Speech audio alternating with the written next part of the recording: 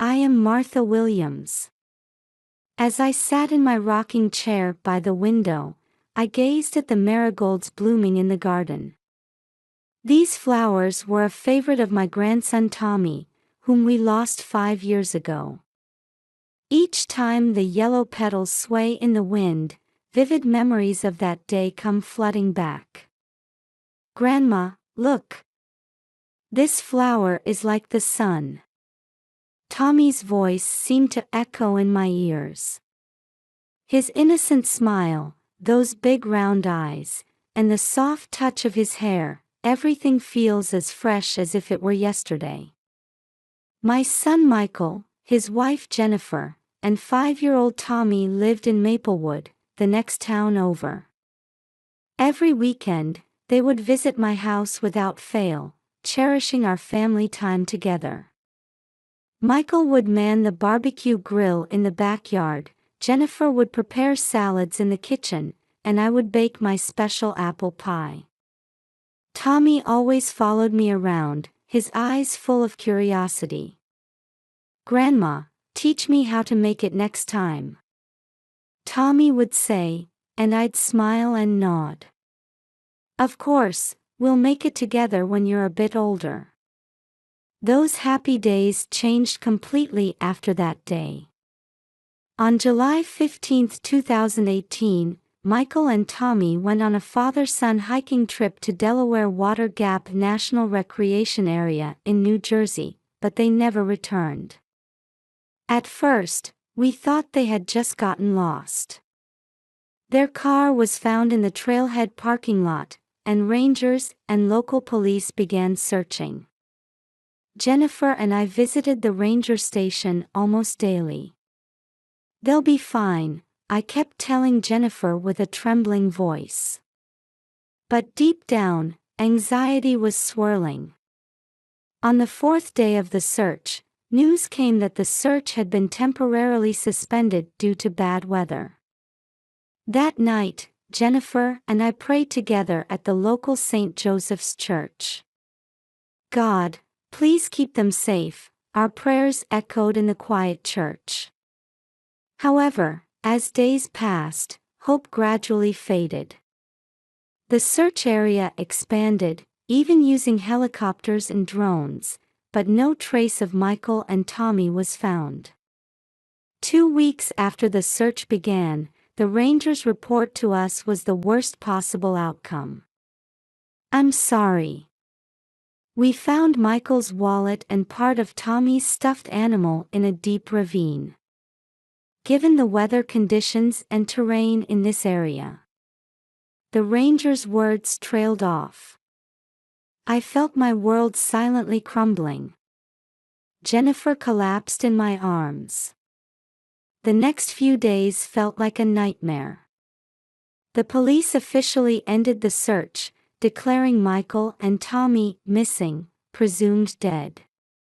Although no bodies were found, the circumstantial evidence led to the conclusion that survival was extremely unlikely. On the day of the memorial service, St. Joseph's Church was filled with people. On the altar were smiling photos of Michael and Tommy, along with the recovered belongings. I stood before the altar, dressed in black mourning clothes. Jennifer trembled beside me. Why did you leave us behind?" Tears wouldn't stop. Jennifer clung to me, crying out loud. At that moment, we were strongly bonded together. As those left behind, we had no choice but to support each other. After the memorial service, Jennifer was about to return to her parents' home, but I stopped her. "Stay here. You're my daughter now." She nodded tearfully. From then on, we began a new life, healing each other's wounds. In the days of grief, Jennifer's presence was my only solace. Sometimes, I would wake up in the middle of the night and sneak into Tommy's room. There, his mementos remained untouched. I would sit on the bed, holding his favorite Winnie the Pooh book. I could still feel the warmth of when I used to read it to Tommy. "Tommy, Grandma will never forget you," I whispered, quietly shedding tears. They say grief eases with time, but my feelings for the lost family only grew stronger day by day. 5 years have passed. Jennifer and I have lived supporting each other. Jennifer started working as a teacher at a local elementary school, and I continue volunteer work at the community center. On the surface, we might seem to be living a normal life. But deep down, there's always the thought of the family we lost that day. Every time the marigolds sway in the wind, I let out a small sigh. "Tommy, Michael, where are you?" I whispered, quietly closing my eyes. Somewhere in my heart, I felt that the journey to find my lost family wasn't over yet. In the kitchen, bathed in morning light, I was brewing coffee as usual. Outside the window, maple leaves were beginning to change color, heralding the arrival of autumn. 5 years have passed, seasons have turned, and time continues to flow. "Good morning, Martha," Jennifer's voice made me turn around. She was already dressed for work, her hair neatly tied back, wearing a white blouse and navy skirt. It's her 3rd year teaching at the local elementary school. Her eyes were slowly regaining their former sparkle. "Good morning, Jenny." "Have a good day," I handed her a warm cup of coffee. Jennifer smiled gratefully, took a sip, and said, "Thanks. I'll be home late tonight. There's a PTA meeting." "I understand. I'll leave dinner in the fridge for you." After Jennifer left, I checked my schedule for the day. Tuesday is volunteer day at the local food bank. Distributing food to impoverished families and the elderly has given me a sense of purpose. At the food bank, I spent a busy day as usual. Sorting food, distributing it, and chatting with visitors. Especially when I see young mothers with children, I tend to engage in long conversations. I can't help but see Tommy's face in theirs. "Thank you for your help today, Mrs. Williams," Jeanette, the supervisor, called out to me. "No, thank you. I'll be back on Thursday." When I returned home, the sun was already setting. I took a shower and had a simple dinner. Then, as usual, I sat on the living room sofa and turned on the TV. As I was flipping through channels, a local news program caught my eye. "Today, we bring you coverage of the Autumn Charity Festival held at Maplewood Community Park," the announcer's voice flowed. The screen showed a bustling park scene. Stalls lined up, and children were running around. I found myself smiling unconsciously. If Tommy were here, he would surely have been happy to participate, I thought, feeling a tightness in my chest. Just then, the camera focused on one boy. The most popular attraction at this year's festival was this shooting game. A 10-year-old boy brilliantly won the grand prize. My heart started beating rapidly. The boy on the screen looked exactly like Tommy. The same shaped eyes, the same smile. And then, "It can't be." The moment the boy unconsciously touched his left ear, I gasped. It was Tommy's habit. Since he was little, he always touched his left ear when he was nervous or excited. "Tommy." I had spoken out loud without realizing it. My head was spinning, and my heart was pounding. Was this just a coincidence, or the TV sound faded into the background. My vision blurred slightly, and my breathing became shallow. I tried desperately to calm myself down. "Stay calm, Martha. Stay calm." I took deep breaths repeatedly, gradually regaining my composure. However, deep inside, a violent wave was swirling. Hope and anxiety, joy and fear. Conflicting emotions were surging. I picked up my smartphone and, with trembling fingers, called Jennifer. "Jenny, we need to talk when you get back." "What's wrong?" "Martha, your voice is shaking." "It's okay. Just, let's talk when you get home." After hanging up, I stared at the TV screen once more. The program had already moved on to another topic, but I couldn't get the image of that boy out of my head. If it really was Tommy. Just thinking about that possibility made my chest ache. But at the same time, a small flame of hope lit up in my heart. For 5 years, Jennifer and I had been seeking the truth. And now, that truth might have appeared before our eyes. The living room clock showed 9 o'clock. About an hour until Jennifer returns. During that time, I replayed the footage in my mind over and over, doubting my own eyes. And I repeatedly ran simulations in my head about what we should do next. Outside the window, stars were beginning to twinkle in the night sky. I prayed quietly. "God, if it really is Tommy, please guide us."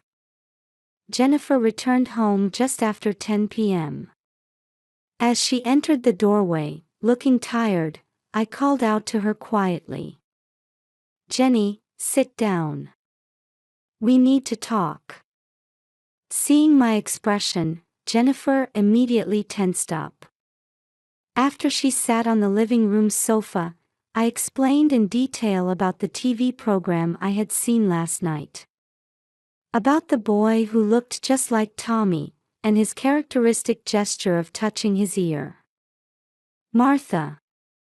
Jennifer's voice was shaking. "Do you really think it's Tommy?" "I don't know. But I think it's worth exploring the possibility." That night, we talked until late.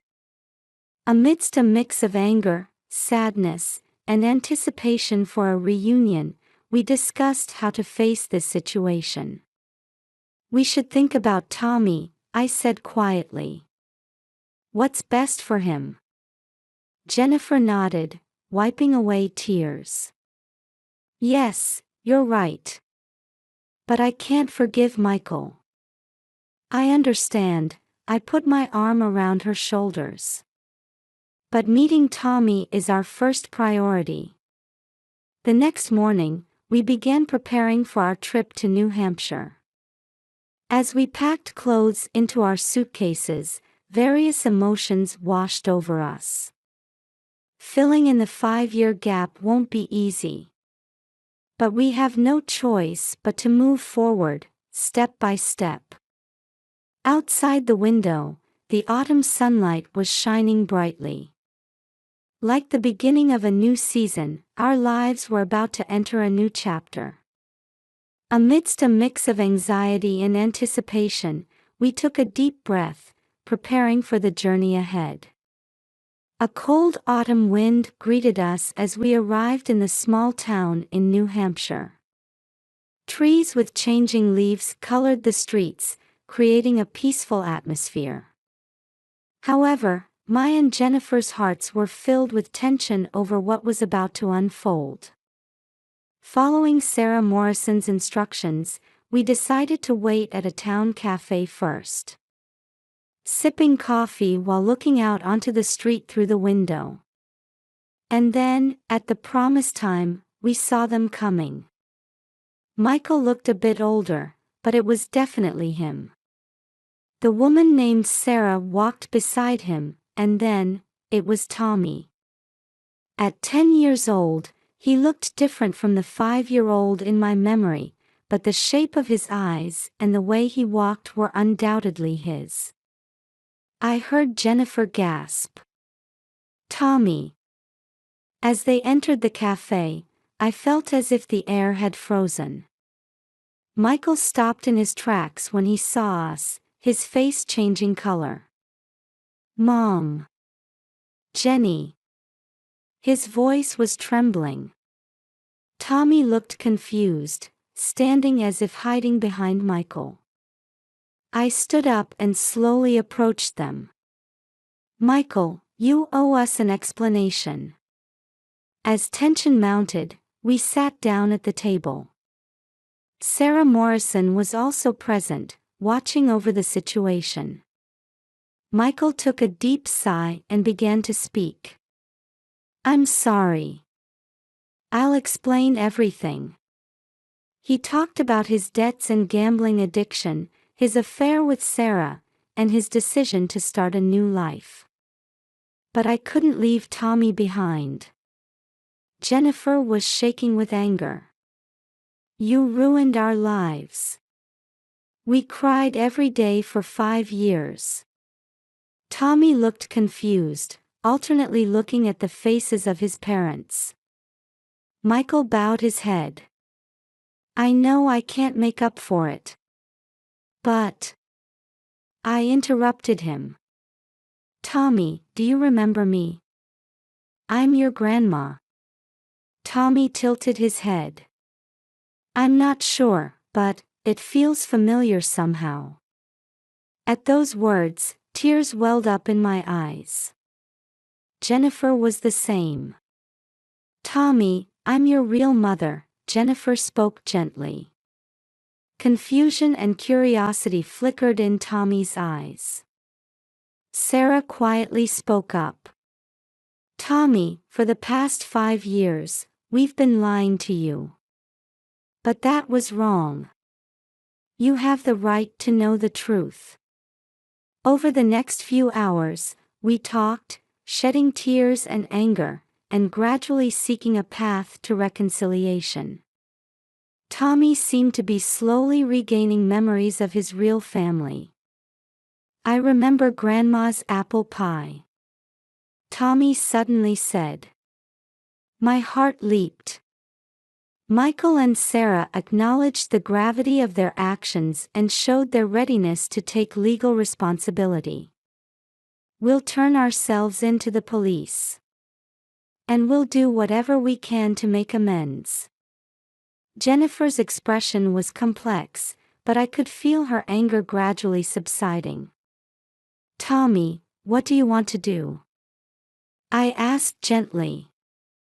Tommy thought for a moment before answering. I want to be with everyone. But, that's difficult, isn't it? At those words, the adults looked at each other. Indeed, this is not a problem that can be easily solved. However, for Tommy's sake, we must move forward in some way. Let's take it one step at a time, I suggested. First, let's create time for Tommy to spend with his real family. And Michael and Sarah need to face their legal responsibilities. Everyone agreed. This is not an end, but a new beginning. A year has passed since then. In the softly lit hallway of the courthouse on an autumn day, we were waiting for the verdict. Michael and Sarah had been charged with child abduction and faking a disappearance. The sentence was 3 years of actual imprisonment for Michael and 2 years for Sarah. They accepted the verdict calmly. Tommy, in tears, hugged Michael.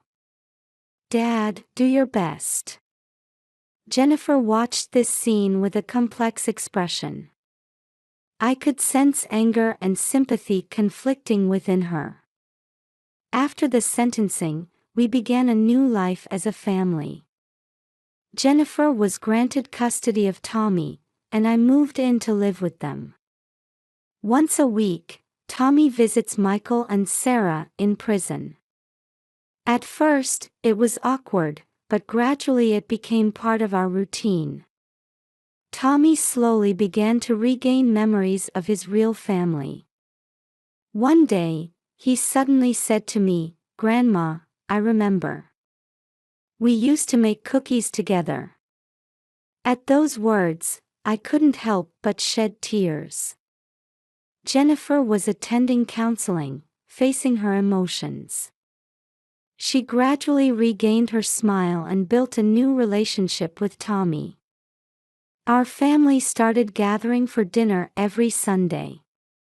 Sometimes, letters from Michael or Sarah would be placed on the dining table. They were spending days of reflection in prison, contemplating their lives after release. Society showed great interest in our case, and the media often came for interviews. However, we chose to avoid the gaze of reporters and live quietly. Over this past year, we've learned many things. That even if the shape of a family changes, love doesn't change. That even if you make mistakes, there's a path to atonement and reconciliation.